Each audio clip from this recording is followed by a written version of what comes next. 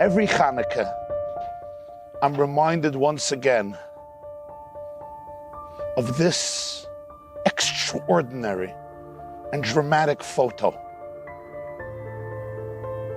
The story of this picture takes us back to December 31, 1932, in a city in Germany named Kiel.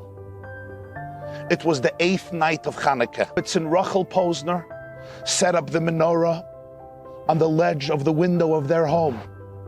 Her husband, the rabbi of the community, Rabbi Akiva Baruch Posner, kindled all of the 8 flames.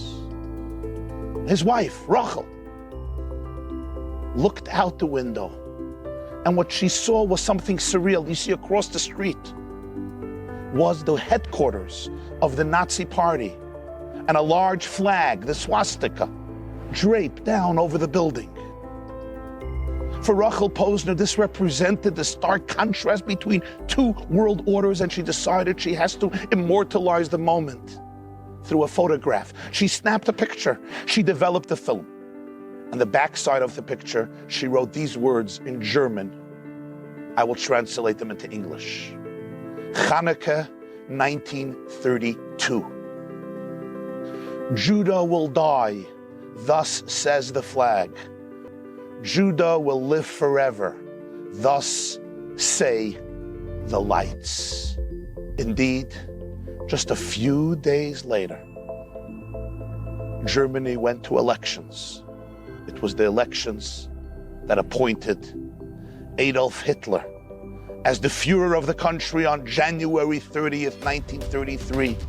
He became the Chancellor of Germany. And over the next 15 years, the flame of Judah came so close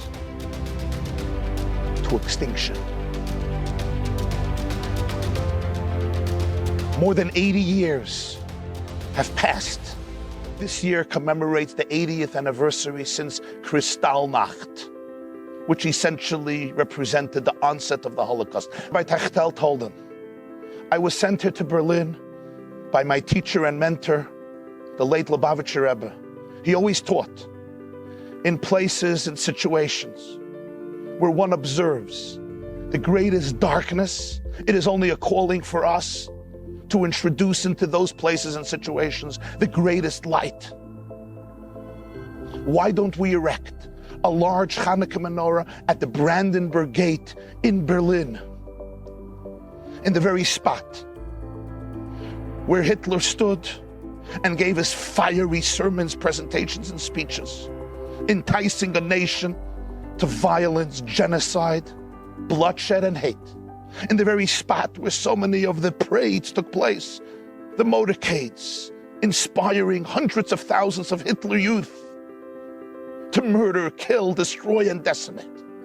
In that very place, the President of Germany, the government of Germany, would erect a menorah representing the freedom of the human spirit, the power of light over darkness, the power of love to triumph over hate. 8 decades after the Holocaust, the successor, leader of Germany today, turns to a Chabad Hasidic rabbi in Berlin and asks him for the privilege to light the menorah at the Brandenburg Gate in Berlin. If this is not a miracle, what is a miracle?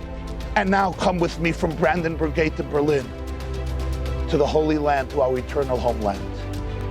In Haifa lives a Jew, his name is Yehuda Manzabach. He's also lighting the menorah this evening in Israel. On the ledge of the window of his home, there's a menorah. Look at the menorah. Which menorah is it? It's the menorah of his grandfather and his grandmother, Rachel and Rabbi Akiva Baruch Posner, that was saved and came to the Holy Land. And he ignites it and kindles it every single year.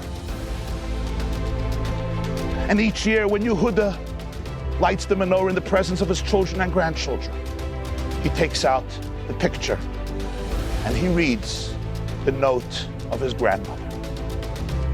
Judah will die, thus says the flag.